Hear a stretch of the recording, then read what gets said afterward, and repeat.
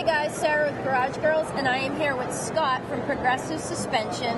Obviously, Progressive Suspension manufactures shock absorbers, among other things. How long has this company been around? It's been around for a long time. It's been around since 1982. Yeah, that's a long time. So we're coming up on 30 years next year. Yeah, nice. And tell us about what you guys do. Well, you do shocks. We do shocks, but we're a company of riders, and not just on road, not just off road. We have touring guys, we have motocross guys. We eat, sleep, and breathe motorcycles, and ride quality and handling is what our love in life is. So we work continuously to improve ride quality, handling performance, everything we can conceivably do with shocks and springs. That's what we're all about. Okay, great.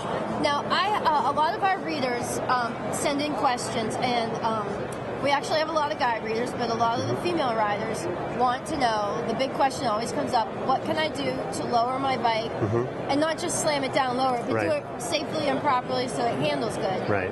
Can you tell us some of the options that would be available? Sure. And we take that as a very serious challenge, because it's not just women rider, and it's not just short people, and there's different reasons.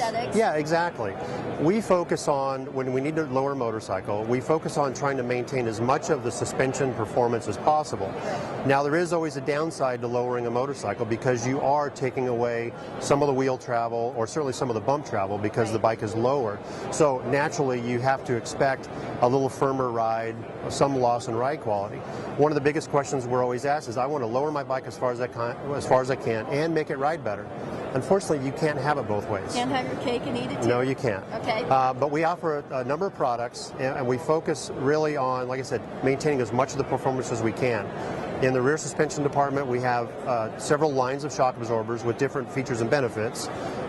Adjustable spring preload, different damping technologies, and unfortunately, the higher you go in price, it's because the higher the cost of the technology is, but you really do get for what you pay for.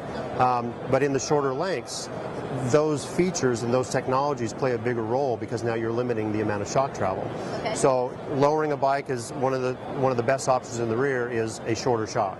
Gotcha. Some models you may go half inch shorter or an inch shorter. Take some of the Harley Sportsters that have a 13-inch stock shock length in the rear. We go all the way to an 11. Okay. So it's a 2-inch difference. So not only is it lowering the back of the bike 2 inches, you're losing 2 inches of wheel travel. Gotcha. So that's where that quality of ride change comes into play. So it's something that you have to keep in mind. Right. Now, I'm talking about the rear. Is there anything we can do up front to lower the bike as well, correct? Yeah, yes. The fork springs? We have different fork lowering spring kits for the forks. Both what we call a conventional lowering kit that we've sold for years, which is a matter of completely disassembling the fork, adding some top-out springs to underneath the damper rod that actually restricts the extension of the fork, that holds the bike lower to match what you've done on the rear, and of course matching fork springs to supplement the spring force required to control bottoming in that lowered stance. Yes. We have a newer kit called the drop-in kit, which effectively does the same thing. We have a higher rate mainspring that lowers the bike, but you don't have to disassemble the whole fork. You do everything from up on top. Okay. You literally take the fork caps off, you take the stock fork springs out, drop the new mainspring in, the new compensator spring in, you close them up, and you're ready to go. Nice. Makes it really easy to install. Great. So these are all things that people can probably do on their own in their own garage. Absolutely. Great. Cool. Scott, thanks so much. Appreciate the time. Thank you.